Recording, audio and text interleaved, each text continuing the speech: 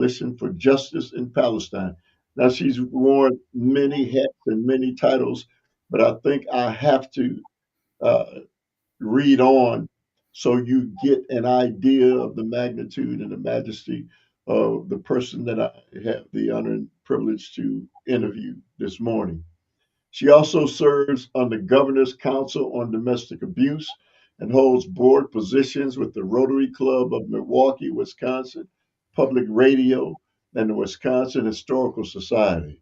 She chairs both the Religious Leaders Caucus of MICA and the City of Milwaukee Commission on Community Wellness and Safety.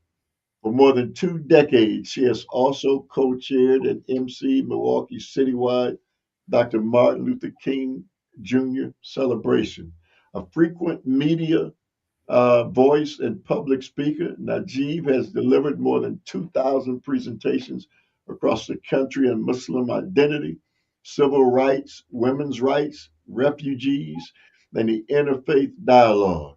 Her published works include contributions to the Journal of the Middle East, Women's Studies, and the Journal of Disability and Religion, as well as book chapters and training manuals for statewide agencies. She is frequently featured in major outlets, including the Milwaukee Journal Sentinel, the New York Times, Islamic Horizons, and Wisconsin Public Radio. Her trailblazing leadership has earned her numerous awards, including the 2024 Milwaukee Magazine Women of Distinction Award, the 2023 Lucille Barron Humanitarian Award, the 2022 Milwaukee Rotary Person of the Year Award, and the 2019 Frank Zylo Award of Social Justice and Activism, among many others. So, I don't know if I went on any further, we wouldn't have any time to do this presentation. But I want to say welcome. It is an honor and a privilege to have an opportunity to speak with you on this platform. Thank you so much for having me, and thank you for making me look so good. You really You've done that yourself. Thank you. Thank you. I'm really honored to be here and to spend this time with you and the guests. I want to just add that I've also had your brother on many times over the years. The bloodlines that you and your brother have inherited. I mean, your parents, mother and father. Let's talk a little bit about your origin, how you got here, how your parents got here, and then we can get into all those other things. We have to start at the beginning. Yeah, sure. Although I was born in Palestine and came here as a 3-year-old, in some ways I sometimes feel that I'm a third generation, because it actually started with my grandfather coming from Palestine as at that time they were merchants. They would bring some of the Oriental carpets and they would bring different things here, and they come by ship. And my grandfather, one of his spots was Milwaukee, interestingly. And then my father came to join his father, my grandfather, when he was, I think, 15 or 16 years of age, to continue his education here and to go on to college. But a year after arriving, my grandfather died. So my grandfather is actually buried here in Milwaukee. And interestingly, my father, who about, how long has it been now? It's been like 9-10 years that he was visiting Palestine and he got sick and he died, and he's buried in Palestine. So it's very interesting how things happen. But we grew up in Milwaukee. We were a family with, my parents, and then we are 4 siblings. And we grew up with a very strong sense of identity. My parents were very proud Palestinians, very proud Muslims in really a city and a community that didn't understand who Palestinians or Muslims were. My father spent much of his time as a young person before he had gotten married, actually in the with the Black Muslim community, who he found a lot of camaraderie and understanding, because as people of color and as individuals that were not seen as part of mainstream society, regardless. And so he, for the longest time as growing up, this was a community we worked very, very closely with and we were part of. And so we grew up with a strong sense of identity. My father and mother were always very involved in the community. And I remember whenever students would come from overseas, our house was almost like a little hotel, it seemed, because my father remembered his early beginnings as a young man that had no family here. And so he really had a place in his heart for students that would come and not have family. And so growing up, our house was almost an international hub, it felt like. We always had people over sharing dinner or staying at our house.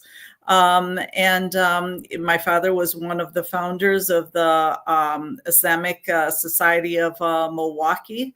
And he was also very active in trying to educate and keep the issue of Palestine alive, because it's a modern day case of, it's a situation of colonialism. It's apartheid. It's injustice. And he wanted to make sure that we grew up knowing that and understanding our roots, and not forgetting that and educating others. And I think that as growing up in a household like that, an activist household, we didn't know any other way to live. Your brother, Okmanata, Mm-hmm. who is a fierce defender of Palestinians in this state, is, I have nothing but admiration for him. And over a couple of decades now, I guess it's been since I've had him for the first time when I was on a different radio station. But he is in fact prideful. Let's talk a little bit about the Palestinian reality, because people in this country don't know much about Palestine. They clearly hear some things about the Palestinian people, but let's begin by talking about who the Palestinians are. The Palestinians are Arab. We are one of the Arab nations. And I think that, we live amongst now that really it's 22 Arab countries that were kind of divided by colonialist rule, but we're part of the Levant area, what's known as the Levant area. Where it's Palestine and Jordan and Lebanon and Syria. And I think that what people often don't know, this is a very rich culture. It's a culture that goes back centuries. It's also Palestine. It has always consisted of Muslims, Christians, Jews, overwhelmingly Muslims, but also Palestinian Christians and a small percentage of Palestinian Jews. But then during the pogroms in Europe and after the Holocaust, and actually previous to the Holocaust, because there had been a lot of anti-Semitism in Europe, Great Britain, which at the time was one of the major colonialist powers, decided that they were going to push forth the idea of creating a homeland for European Jews in the Arab world, in Palestine. Without, of course, asking the Palestinians. And I think it's the absolute epitome of anti-Semitism when you want to get rid of your citizens and send them to another country because you feel that they will be safer there. So the problem was that the Palestinians, as are the Arabs, as are overwhelmingly the Muslims, thought that these are just immigrants that are coming and suffering from oppression, and they open their doors. But what happened is that many of these groups had particular terrorist groups, like the Irgun and others, that really terrorize Palestinians, chase them from their home, to make room for the European Jews. Over 800,000 Palestinians were ethnically cleansed, many killed and massacred and murdered. So this unjust system continues to this day. So now you have Palestinians who are continuously being massacred and killed and living under a very, very brutal apartheid system, and many of their homes and lands being taken over by European, American, Russian, even Ukrainian Jews. And unfortunately, our government has continued to support this. So let me ask you, why did not other Arab brethren come to the rescue or to the support of the Palestinians when this was starting to take place? Well, there were efforts, and there had been a few wars that were fought, but we have to understand that the Arab countries had been kind of divided by colonialists, and so it's not as if they had leadership and armies that were really established. Right. And they did come to the help of the Palestinians in many ways, because those hundreds of thousands of refugees to this day live in Jordan, live in Lebanon, live in Syria, live in Egypt. And so many of them continue to live there. But it's not the responsibility of these countries, who are, we're really developing countries in some ways, to take on such a responsibility of feeding and housing hundreds of thousands of individuals, just so Israel and Europe so Europe can get rid of their Jewish citizens. And so, that was another thing that came about even over these last 2 years of the genocide, where people have been saying, well, why don't they go to the Arab world? Why should they go to the Arab world?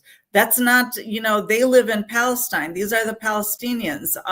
Why, does that make sense to tell the Palestinians that they should go leave their homes and their lands that they have lived for centuries on, and make it available for European and American Jews and Russian Jews that have really no connection? Some of these people are converts, agnostics, whatever the case is, but they have no connection. Their DNA is not of that area.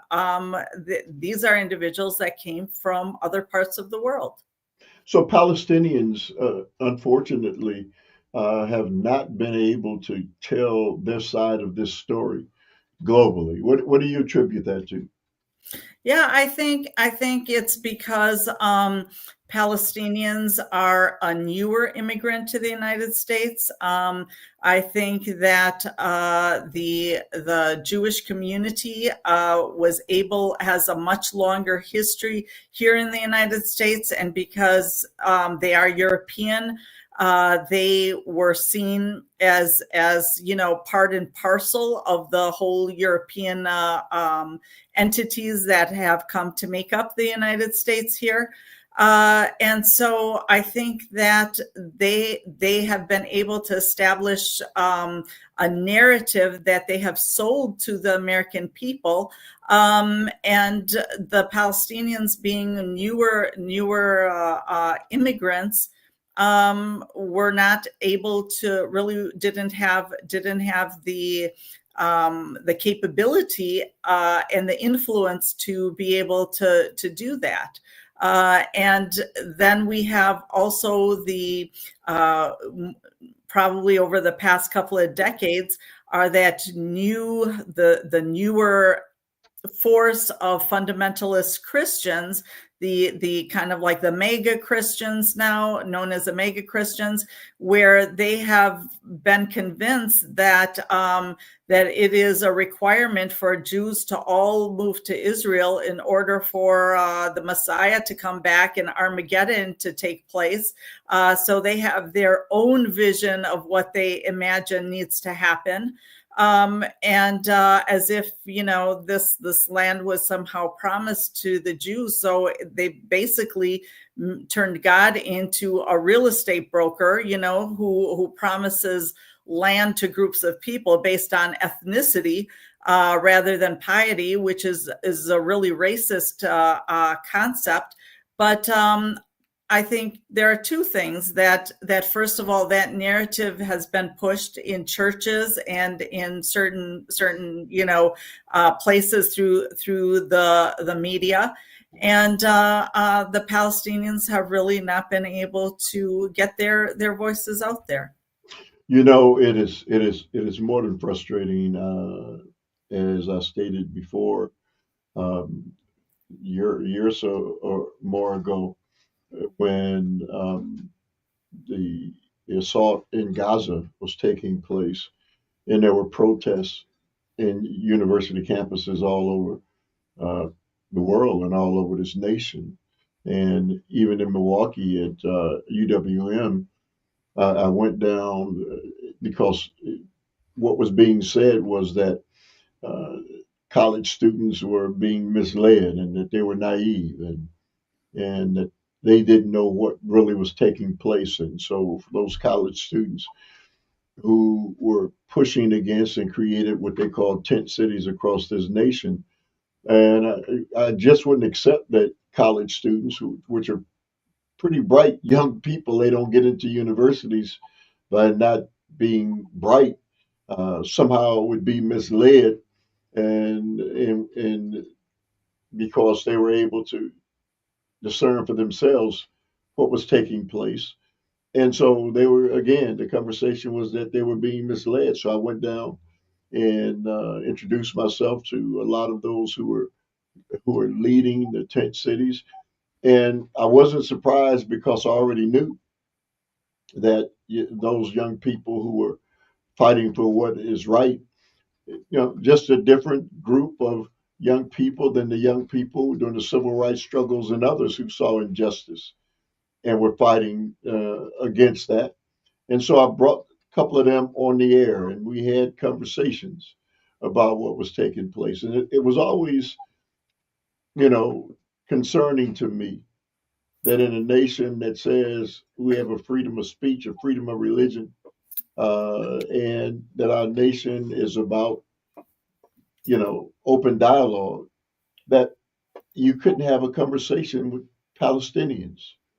Okay, it's like you can't do that, and so it's one of the reasons why. I mean, even today, um, I know many Muslims, I know many Palestinians, good people, really, really good people, and yet, there are people who don't know Palestinians and Muslims because they've been led to believe that you guys are something different and that you guys don't, aren't like regular Americans who apparently love God and love one another. Well, that's not the case. I've got so many Muslim friends and Palestinian friends. I don't judge people based on, uh, their economic or um, you know where their origin is. I think that's a major problem that we have in this nation, that we decide to pick and choose the ethnicity of someone who we can befriend. And so, what do you say as, again, a person who basically spent your entire life in this nation, to what we see happening, even against all those different things, again, the Bill of Rights, the Declaration of Independence, the Constitution, which doesn't apparently include certain people. I think we have to look at our country, and I think we have to recognize that our country, um, the two of the largest industry in our country um, is armaments. Yes. And so if you create and build and supply and sell armaments, you need wars. That's basically what you need. And so we need, in order to have wars, you need to create enemies.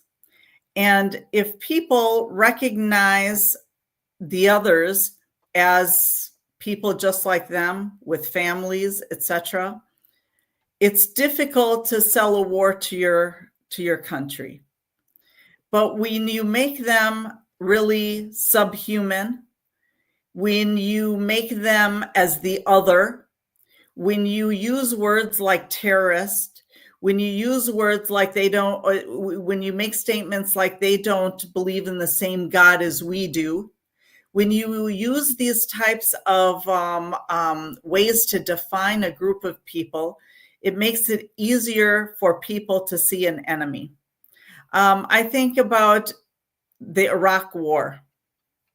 Imagine the war that killed over 1 million people and then millions more after the war for absolutely nothing, for the supposed weapons of mass destruction that did not exist. So we do these types of things, and it's the same thing with the Palestinians. The efforts to really demonize the students that were doing the encampment was simply because it was well known. That's what happened in the Vietnam War. It started at the universities, the people that were objecting to it.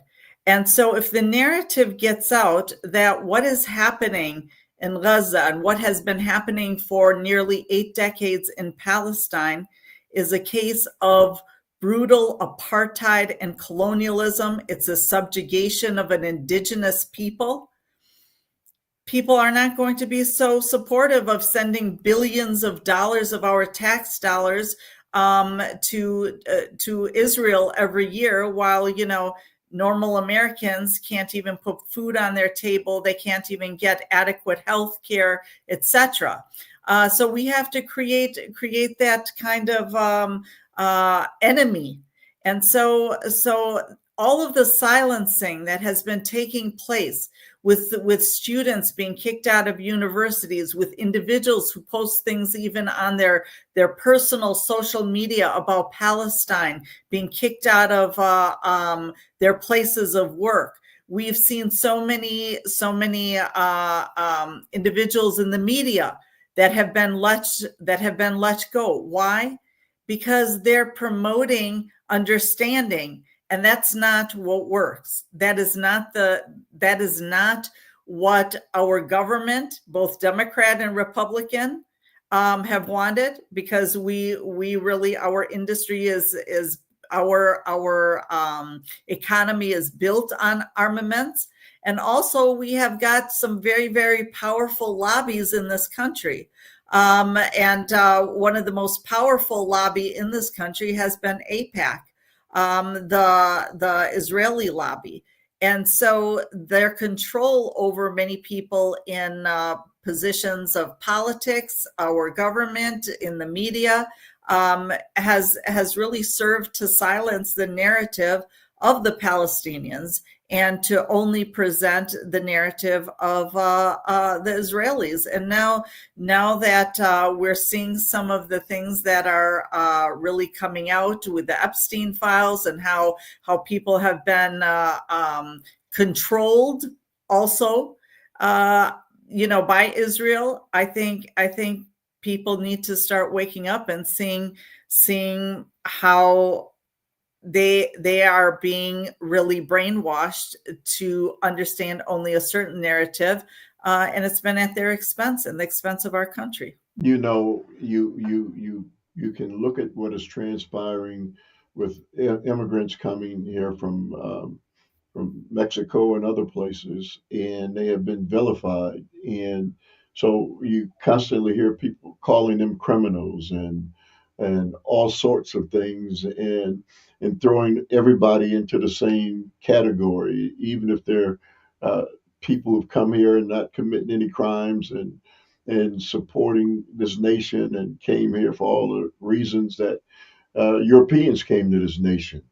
And yet because they painted this picture of them being lawless and criminals, it unfortunately is justified in the treatment and the mishandling of mothers and children. And we see all of this before our eyes. We know it's not right. We know it's wrong, and yet it continues to happen. And so it has been with the Palestinians.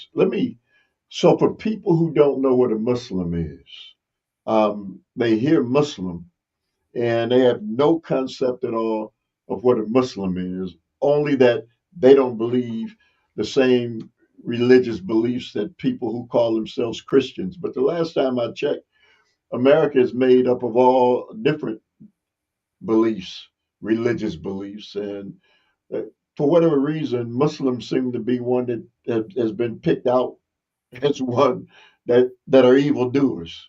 So, what's a Muslim? Well, let me first kind of start with the last part that you said that, Muslims have sort of been picked out.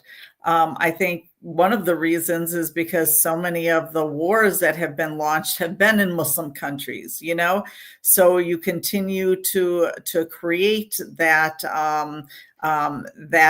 entity that people cannot identify with or sees as the other, as sees as less than human. But I do think that slowly things are changing, at least in cities and in places where there's a more substantial number of Muslims. Islam is one of the three Abrahamic faiths that really look at Abraham as being the father. Right. So whether it's Judaism, Christianity, Islam, we all hail from, look at Abraham as being Same origin, right? yeah, the same origin. As Muslims, we also believe that, we believe in the God of Abraham. So if Christians or Jews don't believe in the God of Abraham, then we are different religion, very different. But if we're all believing in the God of Abraham, then it's the same God. The some of the differences, there are a lot of similarities, even within the Quran, for example, we have an entire chapter dedicated to Maryam, or Mary, the mother of Jesus.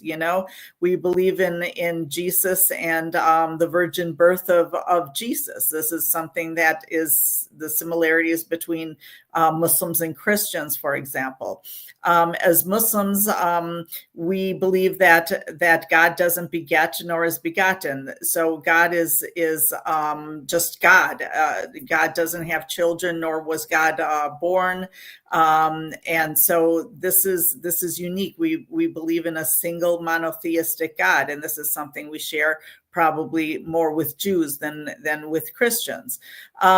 We don't, as Muslims, we don't view God in finite terms. God, we don't have images of God where he's got blonde hair, for example, or white hair, long white hair. We believe that God is beyond human description. So we believe God as being the creator of all.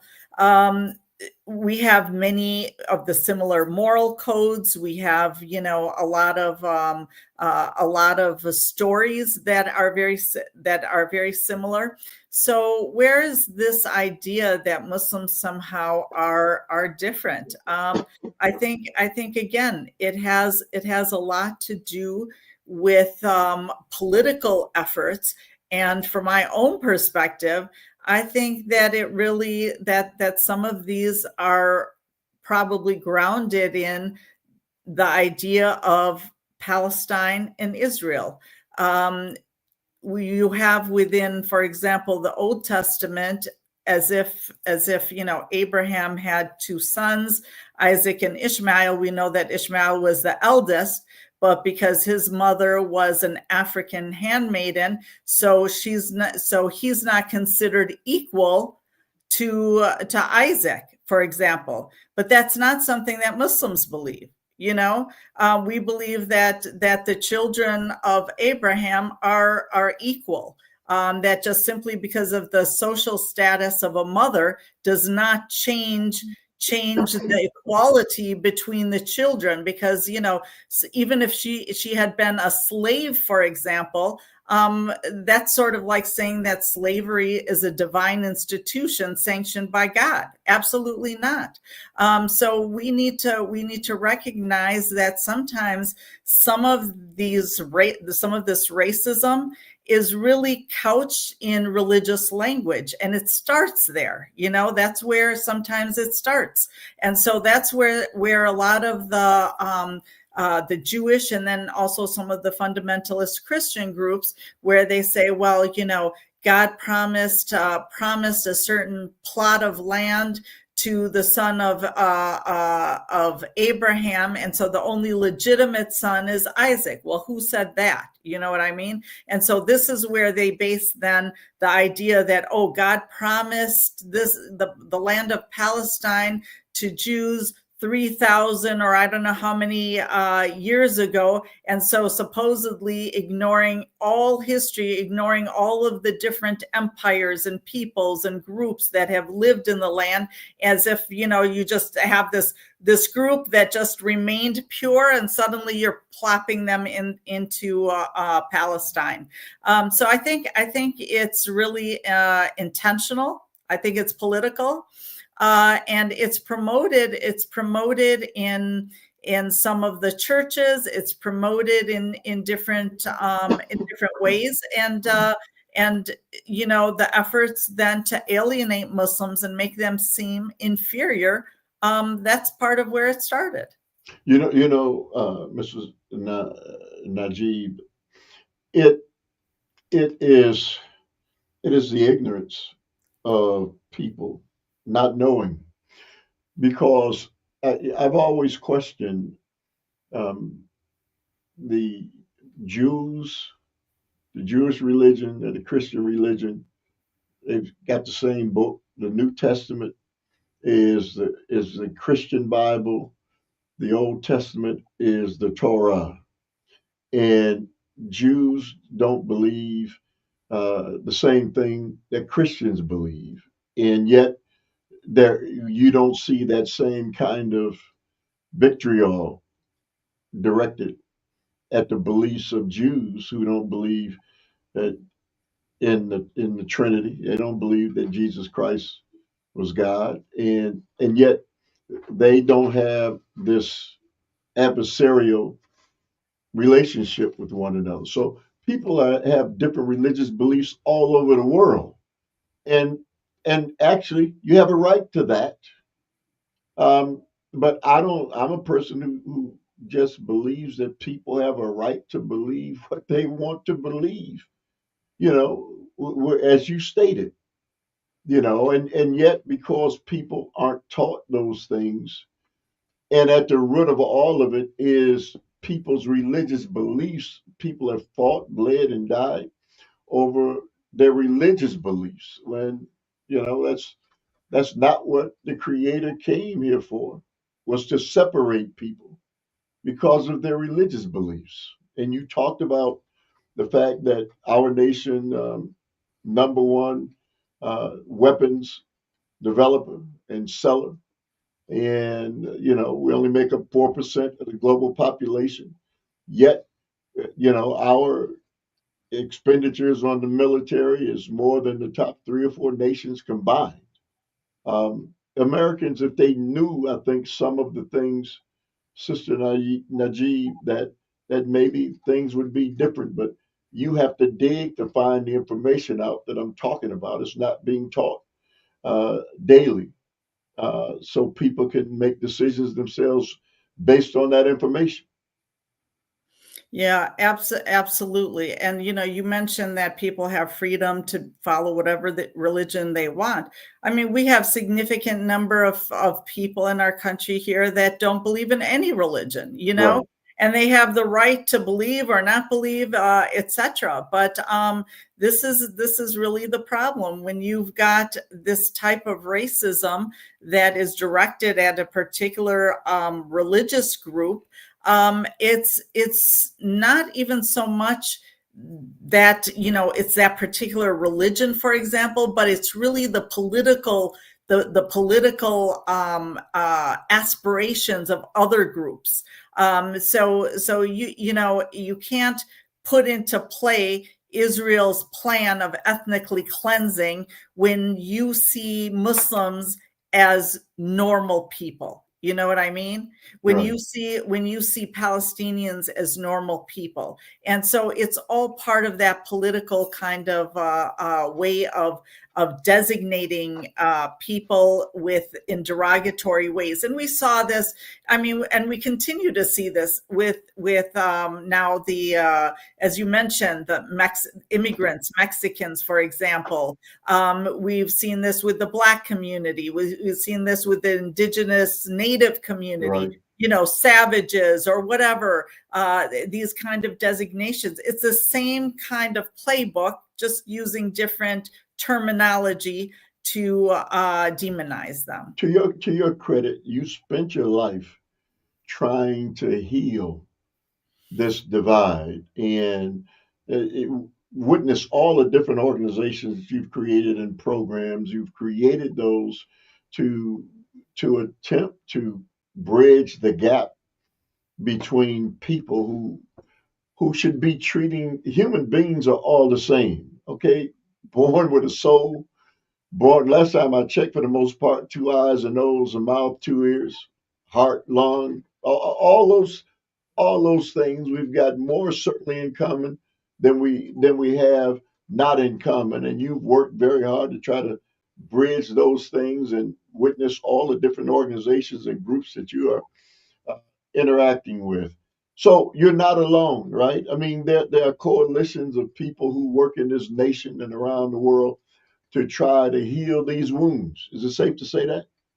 I think absolutely. And I think that, what I have found in my decades of work in this field is that there are those with sinister agendas, but the vast majority of people are honestly good people. They're just uninformed.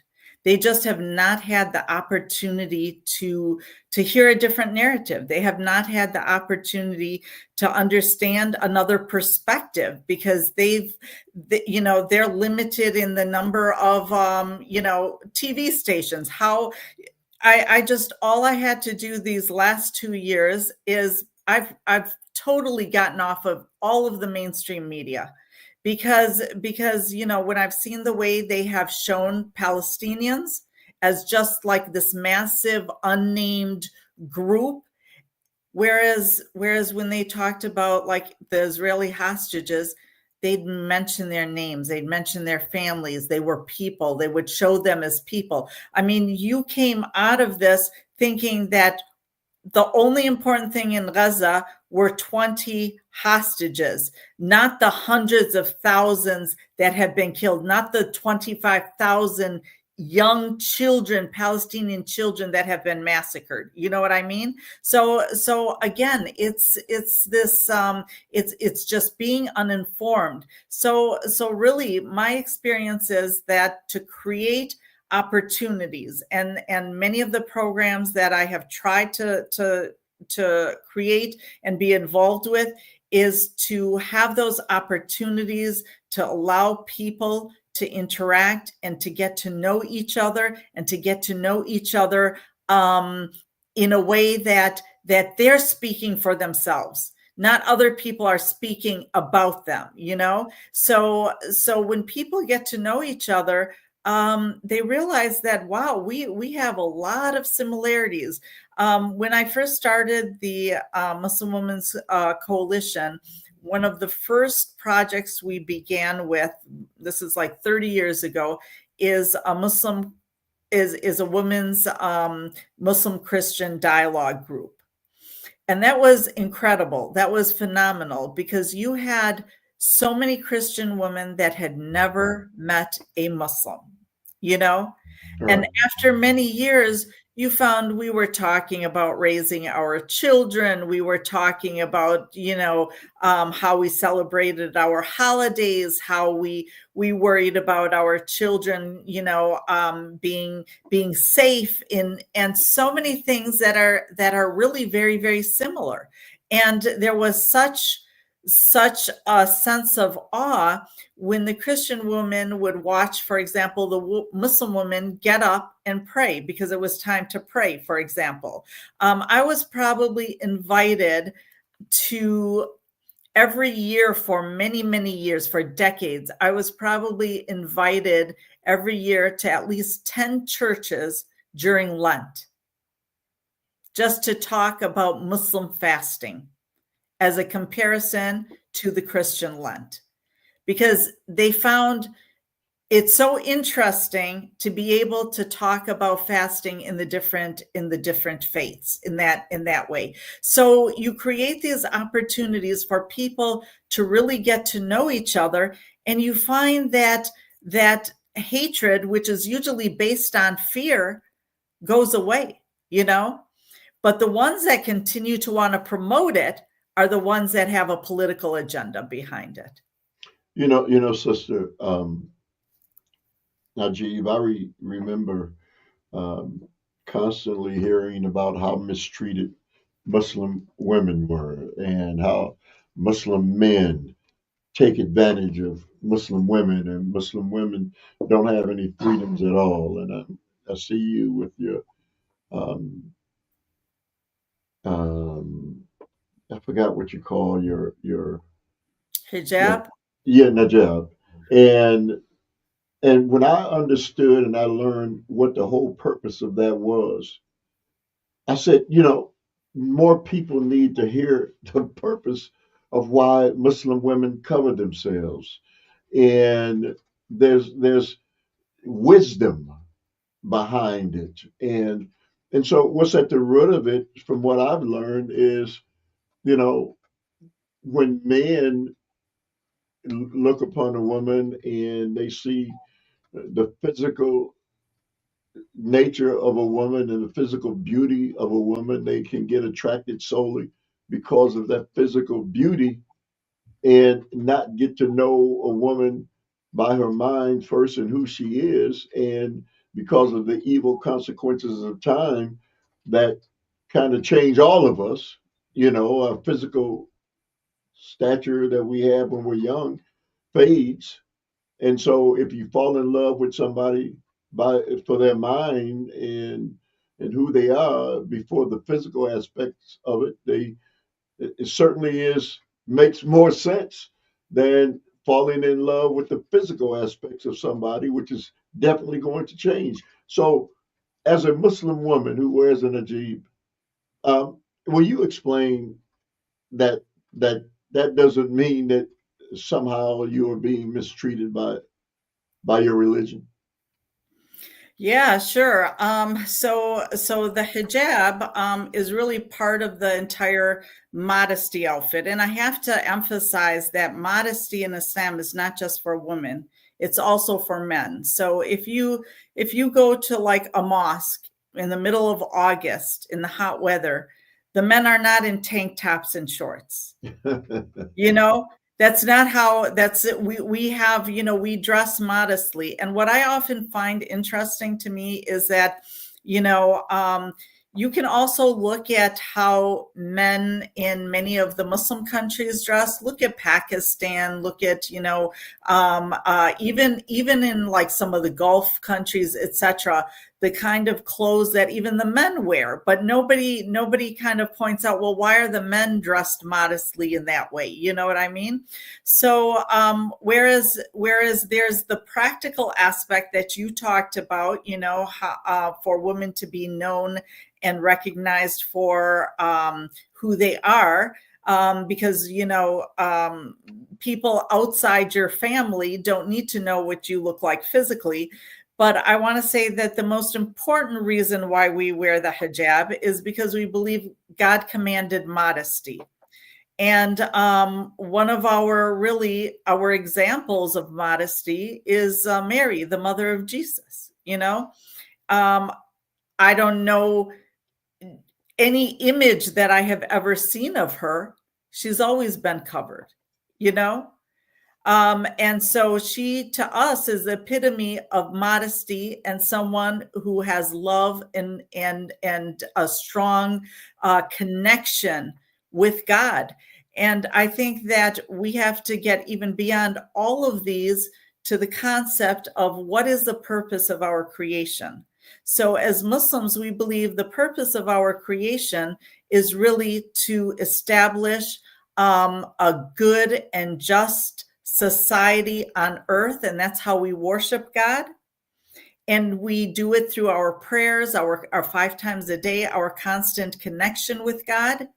And so the aspect of modesty is simply also to us a reminder of what we represent and what our connection to God is, that we're not here simply to flaunt our beauty or to use it in ways that is not acceptable, but really to always come back to our center. What is the purpose of our creation? What is our job here on earth?